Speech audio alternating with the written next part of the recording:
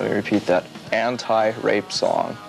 I got tired of people thinking, trying to put too much meaning into my lyrics, you know, being too, not making enough sense, you know. So I decided to be really blunt and bold.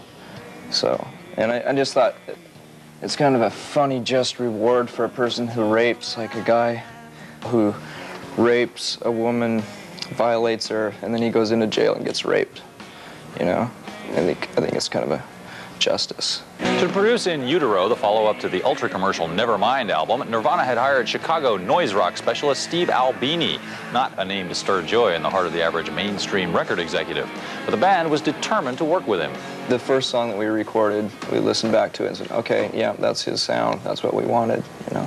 Which isn't, I mean, it is his sound. It's a trademark sound, but it's something that I personally have had in my head ever since I've been in a band. Ever since we've had this band going, I've wanted that kind of a sound because it sounds so natural and real. In Utero also marked the debut of Krist and Dave Grohl as co-songwriters, a development that Cobain said he found particularly gratifying. Dave came up with the drum beat, and we just built the song off of the drum. And the riff, yeah. He came up with the drum beat, and then he showed me the riff, you know, and it was really simple, and we thought, well, this could work, and I was thinking, this is kind of bonehead, and then I thought, we'll work on it, and it turned out great, and now I'm excited about it because now we can write together even more. With In Utero completed and Pat Smear, formerly of the slash and burn LA punk band The Germs, recruited as a second guitarist, Nirvana, having earlier announced its intention to play only small venues, set out rather surprisingly on a tour of big arenas. We wanted to, for sure. I mean, we were determined about a year and a half ago after getting off of, you know, that grueling tour that we had. And then we realized that because of the production costs and because we have to bring our own lights and our own PA and all that stuff, it costs a lot of money. If we were to just play like venues and clubs and stuff, we'd be totally in the hole, you know.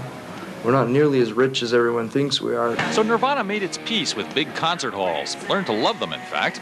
Audience surfing, however, would never be quite the same again. Because it used to be so much fun in clubs, reminiscing about the old days. But, you know, I used to be able to jump out in the audience, and then the audience would, like, carry me all the way to the back. I'd, like roll around all the way to the back, and it was really fun. And it was like a celebration, like everyone's jumping, you know, throwing up in the air and everything. Yeah, like a beach ball at an arena rock concert. But these kids just, some of them just don't understand that. They're not used to that. So is all they know how to do is to tear people apart. And this is our new guitar player, Pat. I suffer from mental blocks.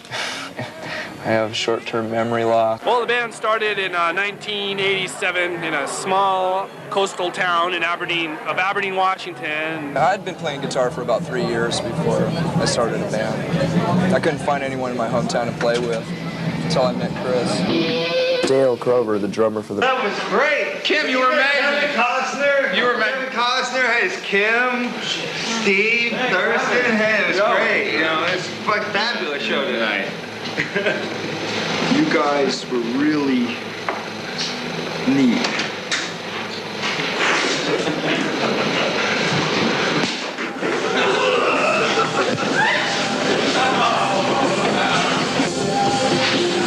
I remember when we put that song together, it's like we look at each other and goes, God, this is kind of a Pixies ripoff, isn't it?